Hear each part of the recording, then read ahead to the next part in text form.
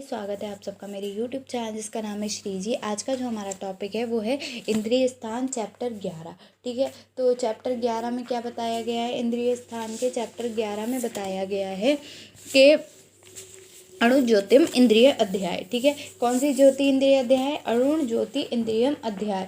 ठीक है, इसमें क्या बताया गया है? तो देखो, अब अणु ज्योति इंद्रिय की व्याख्या की जाएगी जैसा कि भगवान आत्रेय ने कहा है। क्या कहा है भगवान आत्रेय ने? अणु ज्योतिम इंद्रिय अध्याय में ये बताया जाएगा। ठीक है, तो यहाँ पे देखो, एक वर्ष तक यहाँ पे कुछ वर्ष के अरिष्ट दिए हुए हैं कि कितने टाइम में मृत्यु होती है। तो एक वर्ष तक मारक अरिष्ट कौन सा होता है? तो यहाँ वो बताया गया है। तो एक वर्ष तक मारक अरिष्ट देखो, तो श्लोक दे रखा है इसमें। अरुण ज्योतिकर रेकन कागरो दृश्य छायो दुर्मना सदा ऋतिम च लभते यति याति परलोकम स्मारतम। अर्थात जिस व्यक्ति के सारे शरीर की ज्योति कांति अणु अल्प हो गई हो अथवा जठराग्नि बिल्कुल मंद हो गई हो, रोगी का चित्त चंचल हो गया, शरीर की छाया सुंदर न प्रतीत हो, मन निरंतर दुखी रहता हो और कहीं भी कार्य करने का मन न लगता, ऐसे व्यक्ति का एक वर्ष के भीतर परलोक की यात्रा करता है। बलि विशेषज्ञ अरिष्ट बलिम बलिभ्रतो यस्य प्रतीतम न उपभुज्यते लोकांतरम पिंडम भोजन संवंतरसण सा। जिस व्यक्ति के द्वारा दी गई बलि खाने वाले जीव, कौवे, कुत्ते आदि नहीं खाते, वह व्यक्ति एक वर्ष के भीतर परलोक में जाकर श्राद्ध में दी गए पिंडों को खाता है, अर्थात एक वर्ष के अंदर मर जाता है। अरुंधति तारा विशेष के अरिष्ट सप्तर्षिता समीप स्थिताम यो न पश्यन्ने ऋतुतम संवरतरांतो जंतु सा संपश्यन्ति महत्ता। जो पुरुष संपरतेश के समीप में रहने वाले अरुंधतियों नामक तारे को नहीं देखता या एक वर्ष के अंदर अंत में महाअंधकार स्वरूपी यमपुरी को देखता है। उत्तर दिशा में ध्रुव तारा बहुत ही प्रसिद्ध है, जिसको आधुनिक जगत की दिशाओं का ज्ञान करना हो। उसी के समीप में चमकते हुए 7 बड़े बड़े नक्षत्र के गण हैं।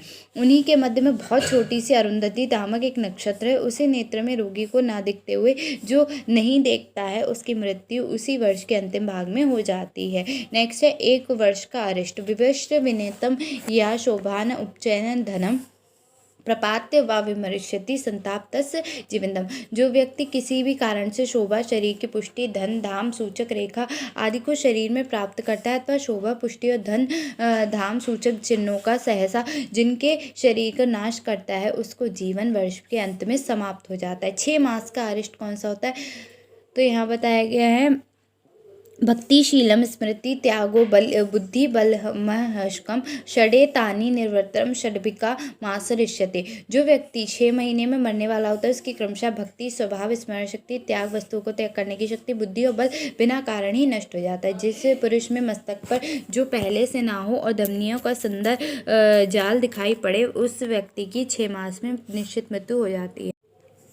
नेक्स्ट है इसमें जिस व्यक्ति के ललाट के ऊपर चंद्रमा की तरह टेढ़ी रेखाओं का समुदाय दिखाई देता है, उस व्यक्ति की मृत्यु 6 मास में समाप्त हो जाता है, ऐसे समझना चाहिए। 1 मास का अरिष्ट कौन सा होता है? जिस रोगी का शरीर बिना कारण ही काँप रहा हो, मूर्छा होती हो, चलना फिरना हो, बोलना मत वाले पुरुष की तरह होता हो, वह व्यक्ति 1 मास तक जीवित रहता है। शुक्र मूत्र पुरुष विशेषज्ञ अरिष्ट जिस व्यक्ति के वीर्य अर्थात शुक्र मूत्र और पुरुष जल में डालने पर डूब जाते हो, वह व्यक्ति के अपने परिवार, हितैषी, मित्र वर्गों से द्वेष करता हो, वह मृत्यु रूपी जल में डूब जाता है। जिस व्यक्ति के हाथ पैर मुख विशेष रूप से सूख गए हो या शोभा को प्राप्त हो गए हो और मध्य शरीर अपने स्वाभाविक रूप में हो, तो वह व्यक्ति 1 मास तक जीवित रहता है। 1 मास का अरिष्ट जिस व्यक्ति के ललाट पर बस्ती के ऊपरी भाग में चंद्रमा की तरह कुटिल नील रेखाएं प्रतीत होती हैं, वह 1 मास तक जीवित रहता है। मसूरिका विशेषज्ञ अरिष्ट इंपॉर्टेंट प्रवाल गुटिका भासम यस्य गात्रो मसूरिका यदृष्ट विनश्यति चा चिराग सा विनिश्यति। जिस व्यक्ति के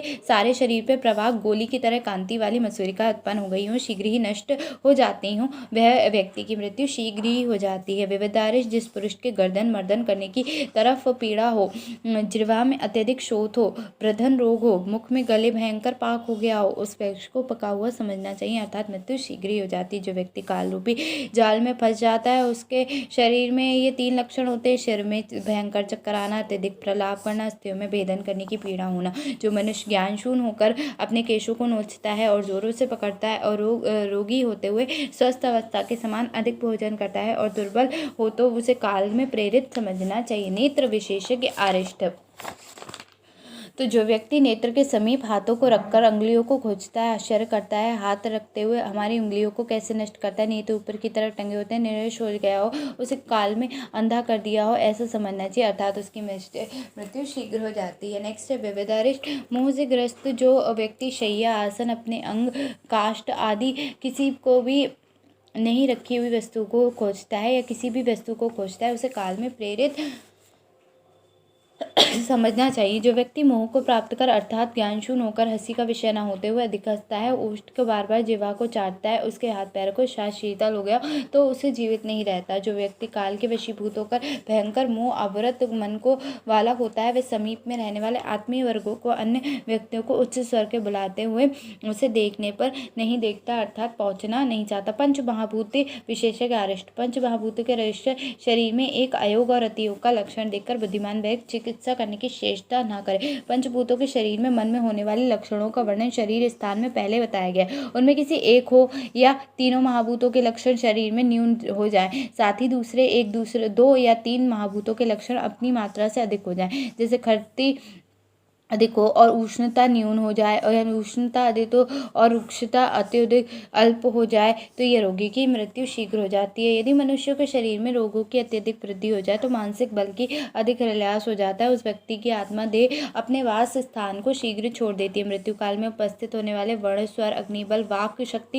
इंद्रियों का बल या शक्ति, मानसिक बल अत्यधिक कम हो जाता है। उस काल में रोगी की निद्रा निरंतर बनी रहती है, उस निद्रा आती रहती है। जो लोग चिकित्सक, औषधि, पेय पदार्थ, अन्य गुरु मित्र और द्वेष करते हैं, अर्थात जल, भोजन और औषधि नहीं ग्रहण करते, वैद्य, गुरु और मित्र जो कुछ हितकर के लिए उपदेश करते हैं उन्हें नहीं मानते, समझना चाहिए कि वह सभी पुरुष यमराज के वश में, अर्थात यमराज अवश्य ले जाता है। इन व्यक्तियों को जो कोई भी रोग हो जाता है उसमें औषधियों का प्रयोग लाभकारक नहीं होता है। इस व्यक्ति का अन्न चिकित्सा न खाए और जल का भी स्पर्श नहीं करना चाहिए। नेक्स्ट है चतुष्पादी विविधि अरिष्ट। जिन व्यक्तियों की आयु समाप्त हो गई, उन व्यक्तियों के रोगी उत्पन्न होने पर चारों पाद के साथ उत्तम चिकित्सा करने पर भी कोई लाभ नहीं होता, क्योंकि वे द्रव्य गुण का प्राप्ति नहीं करते। असाध्य रोगी को चिकित्सा सफल नहीं होती। इसका कारण यही है, बिना द्रव्य की प्राप्ति होते हुए भी ये बताए गए द्रव आत्मा है, गुण है, मन एवं इंद्रियों के संयोग से होने वाले इच्छा, द्वेष, प्रयत्न, सुख दुख, मुख, धर्म, अधर्म आदि है। जब आत्मा ही शरीर को छोड़कर जाने को प्रस्तुत होती है तो उसमें